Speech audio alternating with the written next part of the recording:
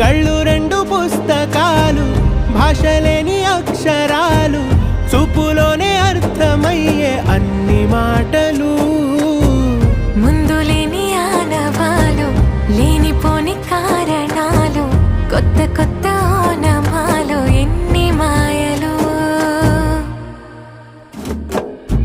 కథలెన్నో చెప్పారు, కవితల్ని రాశారు, కాలాలు దాటారు, యుద్ధాలు చేశారు. ప్రేమలో తప్పు లేదు, ప్రేమలో.